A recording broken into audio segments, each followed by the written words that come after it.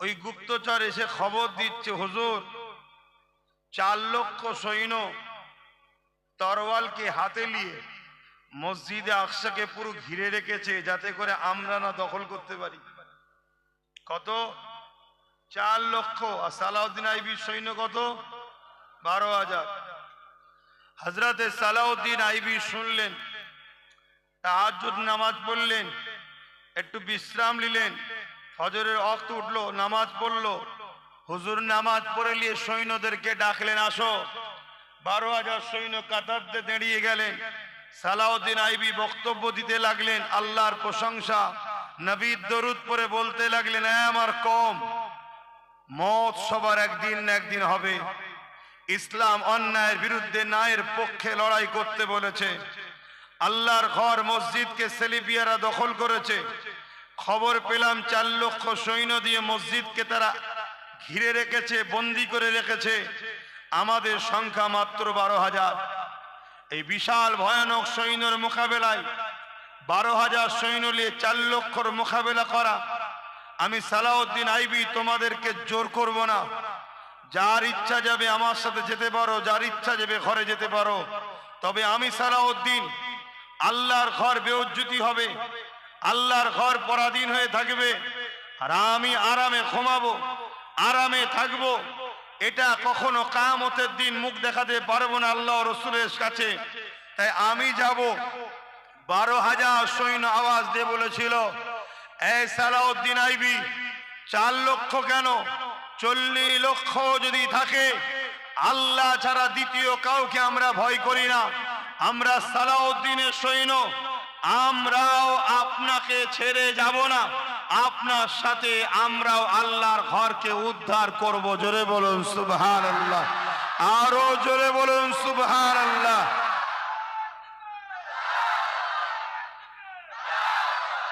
আজ আমরা কোটি কোটি মুসলমান, কোটি কোটি মুসলমান, আমাদের ভোট যাদেরকে দিই তারাই সরকার হয়। আমরা যাদেরকে ভোট দিই না তা সরকার চিৎপটাং হয়ে যায়। আমরা যা সাথ দিই সে কোটি কোটি টাকার মালিক হয়। আমরা যা সাথ দিই না তার আগে পিছু বডিগার্ডও থাকে না। কিন্তু আজ দুঃখের বিষয়, আমাদেরই মসজিদ, আমাদেরই মাদ্রাসা, আমাদেরই ওয়াকাফ, আমাদেরই কবরস্থান, আজকে আমাদের ভোটে যারা যেতে তারাই আজকে লুটছে না লোটেনে। জোরে বলুন, লুটছে না লোটেনে। আজকে যে মুসলমানরা মসজিদের দুশ্মনকে সাথ দেবে, যে মুসলমানরা কবরস্থানের দুশ্মনকে সাথ দেবে, যে মুসলমানরা ওয়াকাফের দুশ্মনদের সাথ দেবে, যে মুসলমানরা নিজের বাপ দাদার কবরস্থানকে যারা বিক্রি করছে তাদের সাথ দেবে, আপনার কি মনে হয় জানি না, আল্লাহর কোরআন ও নবীর হাদিস অনুযায়ী ও মুসলিম ঘরে জন্ম নিয়েছে, ও মুসলিম সোজাতে একটা বেঈমান মুনাফিক ছাড়া দ্বিতীয় কিছু নয়। আপনারা কি একমত? হাত তুলে সাক্ষী দেন একমত। হাত নামান। হতে পারে সে মুফতি, হতে পারে সে মাওলানা, হতে পারে সে বক্তা, হতে পারে সে ওয়াইজিন, হতে পারে সে সম্ভ্রান্ত ভালো পরিবারের ছেলে, তার পরিবার ভালো ভালো বলবো, কিন্তু ইসলামের দুশ্মনদের সাথ দেওয়ার জন্য অবশ্যই এক গাদ্দার ইসলামের এ মুনাফিক। আর যে মুনাফিক গাদ্দার হয় তার সম্বন্ধে রাসূলুল্লাহ বলেছেন, আল্লাহর কোরআন বলেছেন, তার ঠিকানা সবথেকে জঘন্যতম আযাবে জাহান্নাম। আপনারা কি জাহান্নাম যেতে রাজি আছেন? যদি রাজি থাকেন তাহলে ওয়াকাফের দুশ্মনদের সাথ দেন। এটা আমার মসজিদের স্বার্থে বলার অধিকার আছে না? না, রাজনীতি করছি তো, হ্যাঁ করছি, কিন্তু আমার ঘরকে বাঁচাবার জন্য করছি। আমার ঘরকে বাঁচাবার জন্য। আপত্তি আছে কোন মুসলমান? যে আপত্তি করবে সে মুসলমান সম্বন্ধে, তার ঈমান সম্বন্ধে ডাউট আছে না নাই? কিছু কিছু মুসলমানকে দেখো তো আমার ডাউট হয়, মাফ করবেন, তার গোড়াই গন্ডগোল, ডাউট হয়। মাথায় টুপি মুখে দাঁড়িয়ে রেখে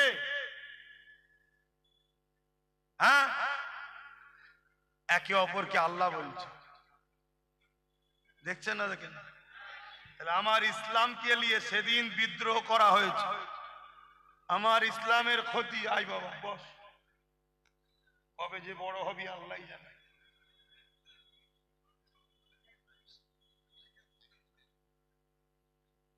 শুনছেন? অসুবিধা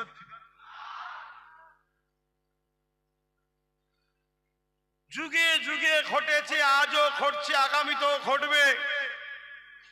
আবার বলছি, আমার লড়াই, আমার আওয়াজ, আমার ইসলাম। আমাকে হিন্দুদের বিরুদ্ধে, আদিবাসী, দলিত, সাঁওতাল, বাগদিদের বিরুদ্ধে লড়াই করার ইজাজত দেয়নি। আমি তাদের বিরুদ্ধে নয়। তারা ভুল করছে কি ঠিক করছে, তারা কি ধর্ম পালন করে, ও কৈফিয়ত দিবার আমার অধিকার নাই। আমি বানাইনি তাদেরকে, ও কৈফিয়ত আল্লাহ নেবে। হ্যাঁ, আমি ইসলামের সত্য মেসেজ মানুষের কাছে পৌঁছাই। আমি ইসলাম মানি। আপনি কি মানেন আপনার কাছে? আপনি আপনার ধর্ম, আপনার উৎসব নিয়ে থাকেন। আমি আমার ধর্ম, আমার উৎসব নিয়ে আছি। দিনের শেষে আপনি মানুষ, আমি মানুষ। একসাথে বাজারে, একসাথে স্কুলে, একসাথে সহযোগিতা, একে অপরের সুখে দুঃখে একসাথে দেশ চালানো, সমাজ চালানো, সব কিছুতে থাকবো। কিন্তু আপনি যদি আমার মসজিদ মিটাতে চান, আমার মাদ্রাসা মিটাতে চান, আমার কবর মিটাতে চান, আমার ঈদগাহ মিটাতে চান, আপনার সঙ্গে আমার সম্পর্ক রাখা কি সম্ভব? আর যদি রাখি কোরআনের ভাষায়, আমি মুনাফিক হব।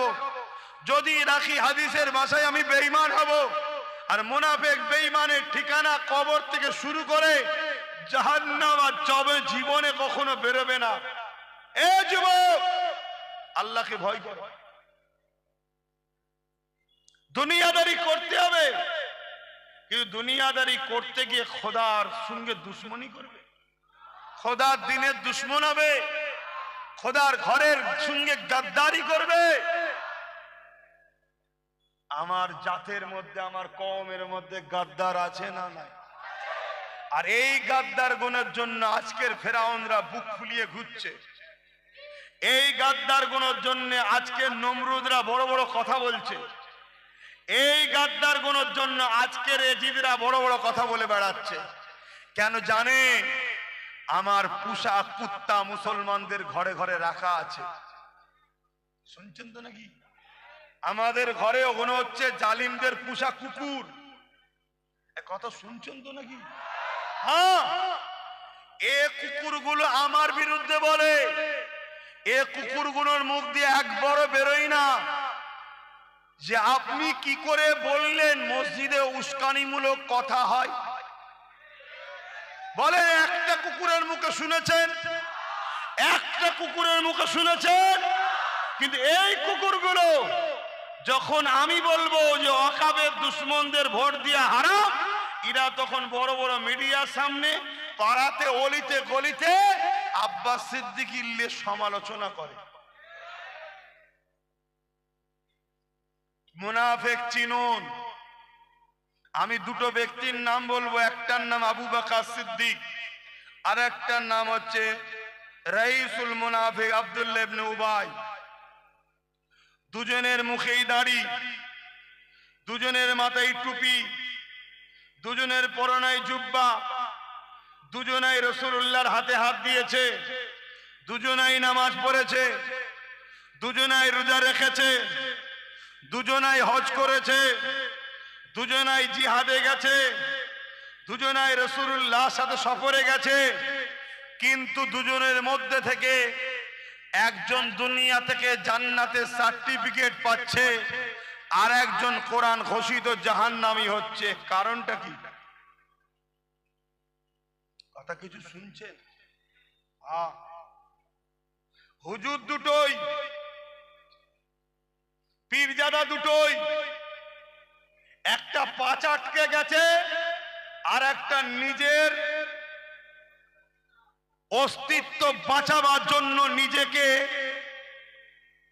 নিজের অস্তিত্ব রক্ষার জন্য নিজেকে ৪২ দিন পর্যন্ত জেল খাটিয়েও সুজা হয়ে দাঁড়িয়ে আছে। দুটো সমান নয়, কথা বুঝতে হবে। মুফতি সমাজে দুটোই, মাওলানা সমাজে দুটোই, কিন্তু একটা পা চেটে মুফতি আর একটা খোদার ঘরের জন্য, নবীর দ্বীনের জন্য হক কথা বলাতে গ্রামের মানুষ হয়তো তাকে সমালোচনা করছে। দুটো লোক কি সমান? এই ভারতবর্ষে যখন ব্রিটিশ হুকুমত চলছিল, ওই সময়তে একজন আলেমে দ্বীন ছিল, যিনি দ্বীনের পক্ষে, ইসলামের পক্ষে। আমার ভাইগুলো শুনছো তো? শোনো আমার সোনার ভাই, তোর জামা, তোর ওই প্যান্ট শার্ট, তোর ওই দাড়ি নেই, এখনো তোরা ভুল করছিস, কালকে সব হয়ে যাবে। মানে গাছের ডালপালা নেই, পাতা নেই, গোড়া যদি ঠিক থাকে কালকে ডালও গজাবে, পাতাও গজাবে, ফলও গজাবে। আর যদি গোড়া কেটে ফেলিস, খুব বন্ধু শোনো আমার ভাইরা, এ দুনিয়া তোমাদেরকে আল্লাহ ও রসুলের থেকে সরাতে চাইছে। কেন? যতক্ষণ না আল্লাহ ও রসুলের থেকে সরাবে ততক্ষণ তোমাদের মা বেটিদের ইজ্জত আবরু লুটা সম্ভব নয়। যতক্ষণ না তোমাদেরকে আল্লাহ রসুল থেকে দূরে সরিয়ে দেবে ততক্ষণ পর্যন্ত তোমার মসজিদ মাদ্রাসার দিনকে মিটানো সম্ভব নয়। কেন? তোমরা ঢাল হয়ে দাঁড়িয়ে যাবে। একজন ব্রিটিশের পিরিয়ডে একজন আলেমে দ্বীন, সে ওই দ্বীনের কথা, ইসলামের কথা, মানবতার কথা, ন্যায়ের কথা, ব্রিটিশ হুকুমতের জুলুমের বিরুদ্ধে কোরআনের পক্ষে আওয়াজ তুলেছে। শুনছেন?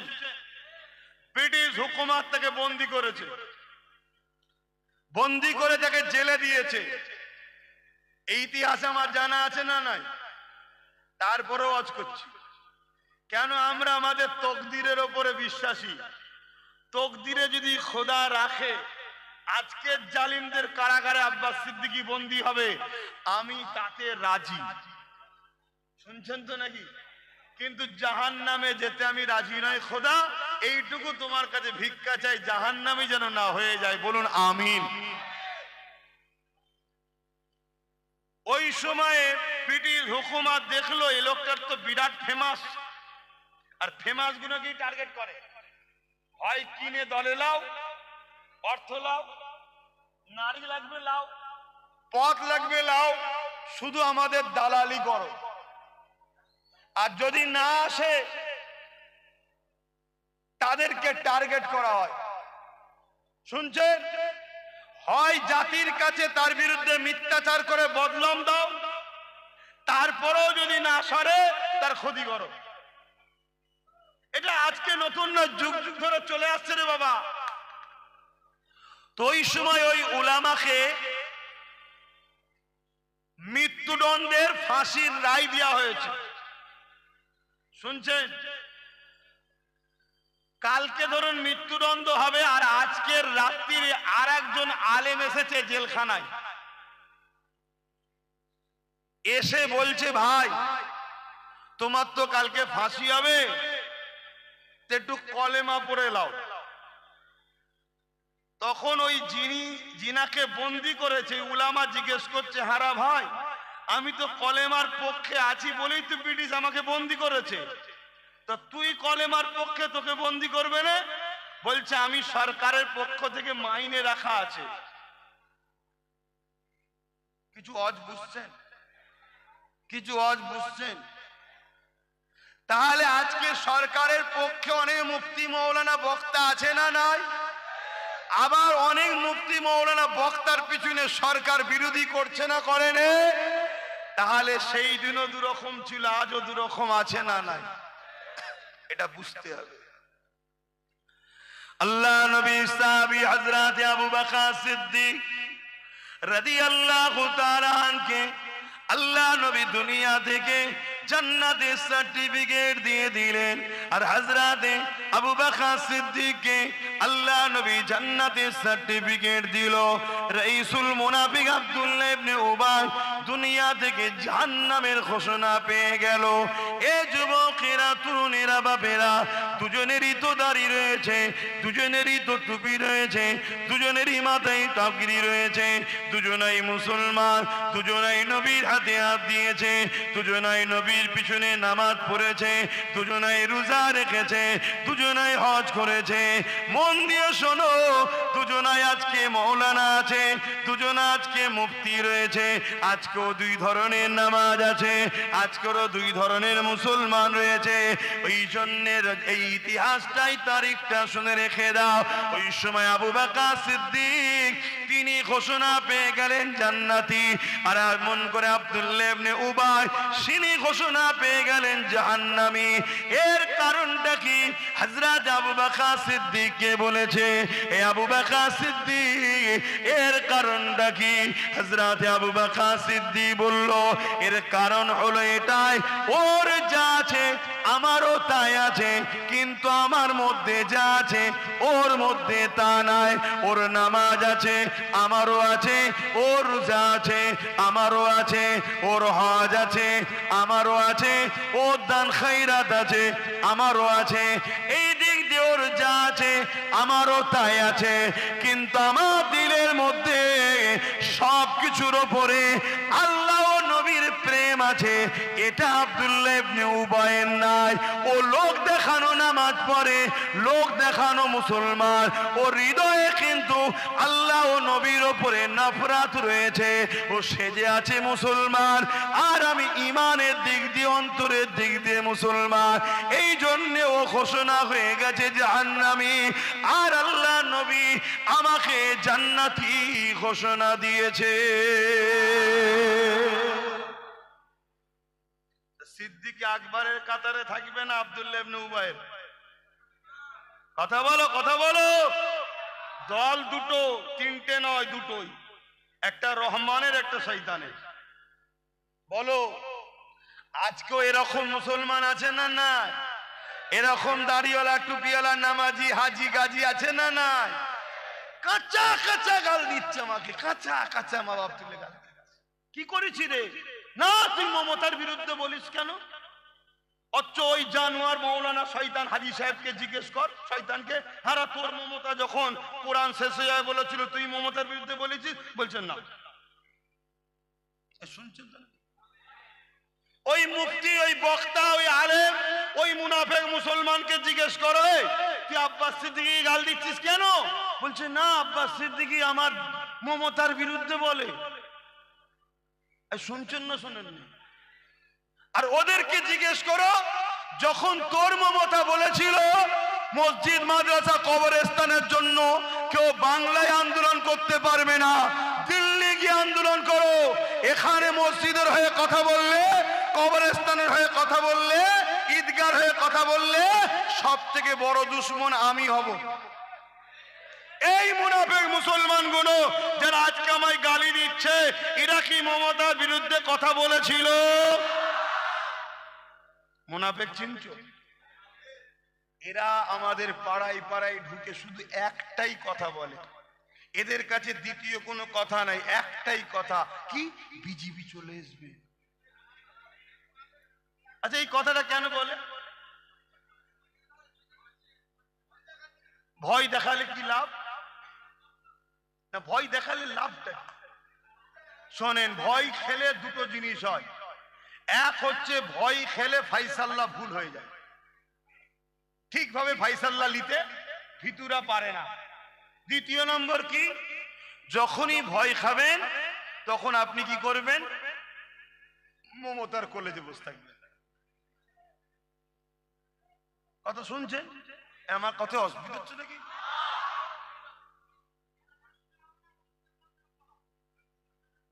যাসনি, ও জাহান্নামী, ও জাহান্নামী, যাসনি। ও বড় শয়তান একটা, ওর ইরাদা তোরা জানিস নি। ও আস্তে আস্তে আস্তে আস্তে আস্তে আস্তে যেমন আল কেটে কেটে পরের জমিতে ঢোকে, ও আস্তে আস্তে আস্তে আস্তে আস্তে বিজেপিকে বাংলায় ঢুকাচ্ছে। একে চিনিস নি? কত বড় শয়তানি! খুব সাবধান। আর না হয় ওই প্যালেস্টাইনের মতো বাপের সামনে মেয়েকে রেপ করবে দেখতে হবে, স্বামীর সামনে পরিবারকে রেপ করবে দেখতে হবে, মায়ের সামনে ছেলের সামনে মাকে রেপ করবে দেখতে হবে। হাতে পরান না থাকলে জুলুমের বিরুদ্ধে লড়াই করা যায় না। কথা মাথায় ঢুকছে? আর সব থেকে বড় শয়তান হলো এর ভাড়াটিয়া দালাল মুনাফেক মুসলমান পাড়ায় যেগুলো রয়েছে, এগুলো এত বড় দালাল।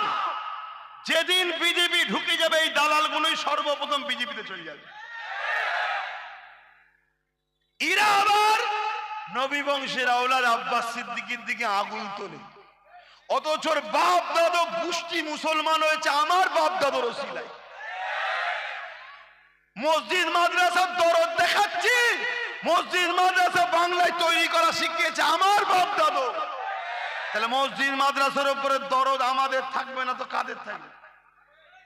আমাকে লজিকে কথা বলেন। কৃষকদের বিরুদ্ধে কি বিজেপি বিল পাস করেছে? পাস হয়েছিল না হয়নি? সিএ বিল পাস হয়েছিল না হয়নি? ওয়াকাবের বিল পাস হয়েছে না হয়নি? এসআইআর এর বিল পাস হয়েছে না হয়নি? আর হঠাৎ করে গতকালকে 3টে বিল আটকে গেল কেন? গতকালকে 3টে বিল পাস করতে চেয়েছিল, খবর রাখো। কারা কারা জানো না একটু হাত তুলে সাক্ষী দাও, সত্য কথা বলো। এতগুলো লোক, তোমরা রাজনীতি সম্বন্ধে কোনো সচেতনই নেই, তোমাদের পিছনে কি প্ল্যান হচ্ছে তোমরা জানো না। তোমরা কি করো, কে 1000 টাকা দেবে, দেখ আমি তাকে ভোট দেব। আসুনি, আমার কষ্ট হচ্ছে তোমাদের উপরে। যারা বলছে বিজেপি চলে আসবে, এরা যদি সত্যি বিজেপিকে রুখতে চাইতো তাহলে কমসে কম এই কথাটা বলতো মুসলিম আলেম উলামা মুসলমান গুলো, কি দাদা পীরের আওলাদ নওশাদ যখন 30 জায়গায় দিয়েছে, ওই 30টা জায়গায় নওশাদকে দে, বাকি জায়গায় আমাদেরকে দে। শুনছেন না শোনেন?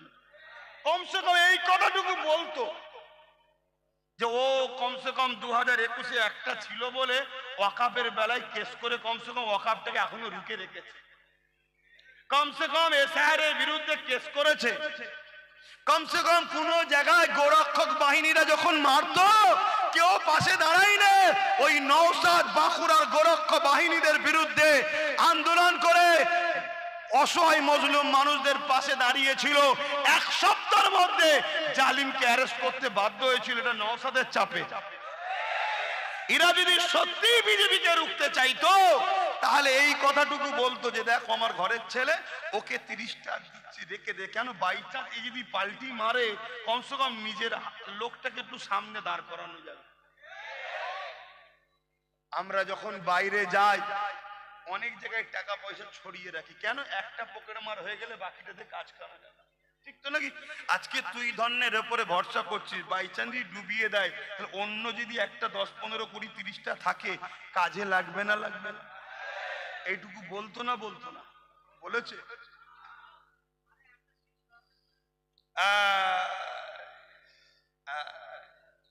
সব থেকে বড় যদি আজকে বাংলায় মুসলমানদেরকে দিন রাত 24 ঘন্টা যদি গালিগালাজ নোংরা কথা বলে, তার নাম হলো শুভেন্দু অধিকারী।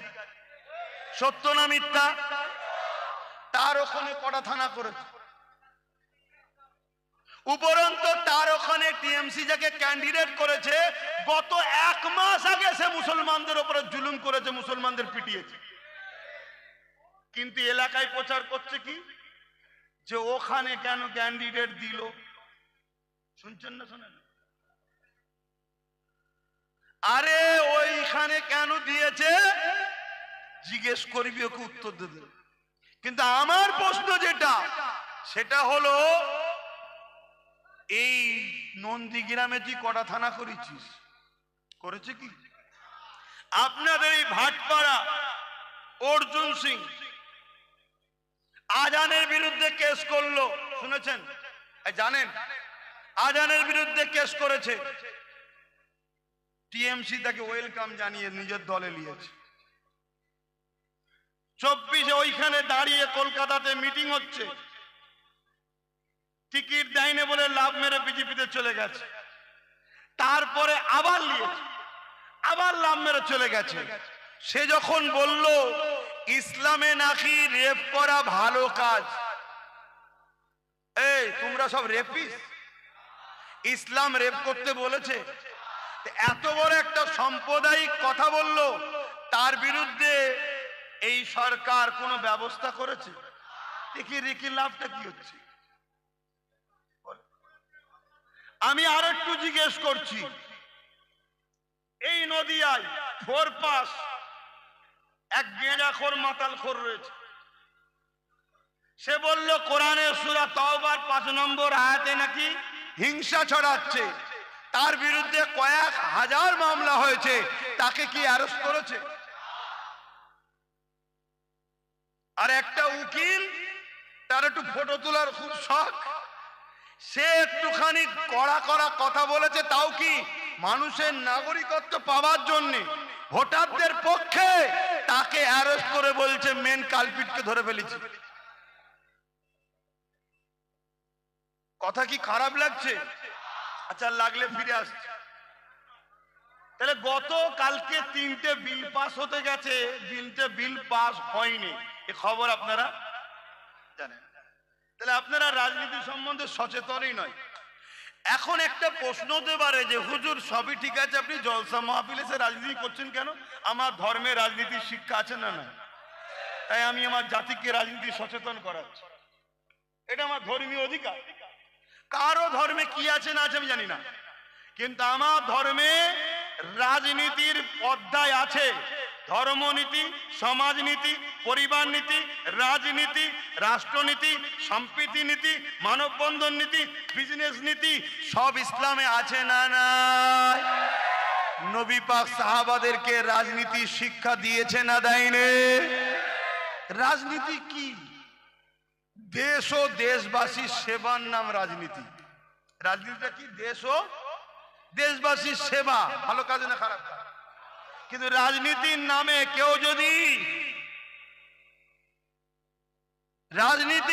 কেউ যদি দুর্নীতি করে, সে পাপী। তাহলে আমি আমার কওমকে শিখাবো না যে খবরদার বাবা, রাজনীতি করছো করো, দুর্নীতি করুনি, জুলুম করুনি, অত্যাচার করুনি, খুন করুনি, রেশনের চাল যেন চুরি করে খাবে না, এটা শিক্ষা দেবো না? দেবো না? এটা দিয়ে অপরাধ। এবং এটাও তো বলবো, চুরি করা যেমন পাপ, চোরকে সাপোর্ট করা পাপ, খুন করা যেমন পাপ, খুনিকে সাপোর্ট করা তেমন পাপ, মসজিদ মাদ্রাসার বিরোধী করা যেমন পাপ, তাদেরকে সাপোর্ট করাটা পাপ, চাল চুরি করা যেমন পাপ, চোরকে সাপোর্ট করাটাও পাপ। এটা বলা কি ভুল হবে? আচ্ছা, গতকালকে 3টে বিল পাস করতে চেয়েছিল কেন্দ্রের মোদী সরকার, 3টে বিল পাস করতে পারেনি। আর আজকে আমার রাজ্য সরকার, বিগত যিনি ছিলেন, তিনি বলছে যদি বলেছিলাম বাংলা যদি দখল করতে আসো, দিল্লি দখল করব। কি বলছে? বলেছিলাম বাংলা যদি দখল করতে আসো, দিল্লি দখল করব। গতকালকে মোদির পতনের শুরু হলো, তার মানে কি হুমকি দিচ্ছে, তুই বাংলা দখল করার জন্য নাম কেটে বাদ দিয়েছিস, এত ফোর্স না পাচ্ছিস, শুনছেন?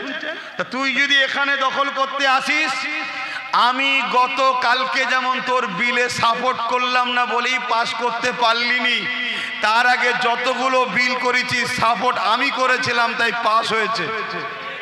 কথা মাথায় ঢুকছে? অতএব মোদিকে হুঁশিয়ারি দিয়ে বলছে বাংলা দখল করতে আসিসনি, তাহলে গতকালকের মতো আমি আর সাপোর্ট করব না, তুই বিল পাস করতে। তাহলে সেটিং ছিল না? ছিল না? তাহলে ওয়াকাফ বিল পাস করার পিছনে এর হাত আছে না নাই? এসআইয়ের বিলের পিছনে এর হাত আছে না নাই? সিএর পিছনে এর হাত আছে না নাই? আগামীতে এনআরসির সময়ও হাত থাকবে না? থাকবে না? না, ওটা হাত কেটে দিতে হবে, ওই দায়িত্বটা আপনাদের নিতে হবে। কষ্ট হচ্ছে? কষ্ট হচ্ছে না? মুনাফিক মুসলমানের কষ্ট হচ্ছে। ধর্মসভায় গিয়ে বলবি কেন? ওরে মুনাফিক শয়তান মুসলমান, শয়তান মুনাফিক মার্কা মুসলমান শোন, যখন মমতার রেড রোডে গিয়ে ধর্ম নিয়ে রাজনীতি করে তোর বুকে ব্যথা হয় না কেন? যখন ইফতার পার্টির নামে আমার ইফতারকে নিয়ে নাটক ড্রামা করে তখন তোর বুকে ব্যথা হয় না কেন? হ্যাঁ, যখন বলে কোরআন শেষ হয়ে যাবে আমার উন্নতি শেষ হবে না তখন তোর বুকে ব্যথা হয় না কেন? অতএব ফারাক ছিল, ফারাক আছে, ফারাক থাকবে। মুমিন মুসলমান আর মুনাফিক মুসলমান এক না আলাদা? মুনাফিক মুসলমান সর্বসময় জালিম হুকুমতের সাথে ছিল, আছে, থাকবে। আর মুমিন মুসলমান সর্বসময় গরিব দুঃখী হিন্দু আদিবাসী সাঁওতাল বাগদি যেই হোক মুসলিম গরিব দুঃখীদের সাথে ছিল, আগামী তো থাকবে। বলুন ইনশাআল্লাহ। আপনারা থাকবেন তো গরিবদের পক্ষে, অসহায়দের পক্ষে? যদি হিন্দু গরিব হয় তার পক্ষেও, আদিবাসীদের গরিবদের পক্ষে, যেই হোক যে অসহায় তার সাথে উম্মতে মুহাম্মাদি ইমানদাররা আমরা আছি। ঠিক তো নাকি? আমরা জুলুমের সাথে থাকবো না। আসেন আলোচনার দিকে যাওয়া যাক। এ নওজওয়ানেরা, তরুণেরা, এ নবী পাকের প্রেমিকেরা, মন দিয়ে শুনে রেখে দেন, আল্লাহর কোরআনের জন্য আমার রাসূলুল্লাহ কত কষ্ট করেছে। কোরআন তো কোনো কিতাব নয়, কোরআন তো কোনো বই নয়, কোরআন হলো আল্লাহ পাকের বাণী, কালামুল্লাহ, আল্লাহ পাকের কথা। এ উম্মতে মুহাম্মাদি, আল্লাহকে ভয় করো। এখনই নিঃশ্বাস ফুরিয়ে গেলে কাল সকালে তোমার জানাজা হয়ে যাবে, কালকে মারা গেলে সকালে, সন্ধ্যা বিকালে জানাজা হয়ে যাবে। আসার ডেট আছে, যাবার কোনো ডেট নাই। কখন কে চলে যাবে মন দিয়ে শুনে যাও। তোমাদেরকে বাঁচাবার চেষ্টা করছি। নাই মা কাল খেলো, বাপ কাল খেলো, কত জুলুম অত্যাচার আমার উপরে আজও হচ্ছে, কিভাবে আমাকে টর্চার করছে তোমাদের কাছে তো আমি খুলি না, তোমাদের কাছে আমি শোনাতেও চাই না। কেননা আমার সমস্ত সমাধান যিনি করতে পারে সেই আল্লাহর কাছে আমি বলি তিনি আমার জন্য যথেষ্ট ছিলেন, আছে, থাকবে। তোমাদেরকে বলি আমার উপরে কি হয়, কিন্তু আমি ঘুরে বেড়াই, দেখেছ কেন? আমি জানি যিনি আমায় তৈরি করেছে তিনি আমার জন্য যথেষ্ট, কারো প্রয়োজন নেই। আমার নওজওয়ানেরা, আমার যুবকেরা, আমার আম্মা জানেরা, আমার বোনেরা, আমার বাপেরা, সামান্য ভিক্ষা নিয়ে আল্লাহ দ্রোহীদের সাথে চলে যেও না। সামান্য ভিক্ষা নিয়ে ইসলামের দুশমনদের সাথে চলে যাও না। মন দিয়ে শুনে রেখে দাও, আমার রাসূলুল্লাহ কত কষ্ট করে আল্লাহর বাণীকে মানুষের কাছে পৌঁছেছে। আমার রাসূলুল্লাহ কত কষ্ট করেছে। এমনও দিন গেছে আমার রাসূলুল্লাহর উপরে মক্কা জালিমরা পাথর পর্যন্ত নিক্ষেপ করেছে। এমনও দিন গেছে আমার রাসূলুল্লাহ রাস্তাতে কাঁটা বিছিয়েছে।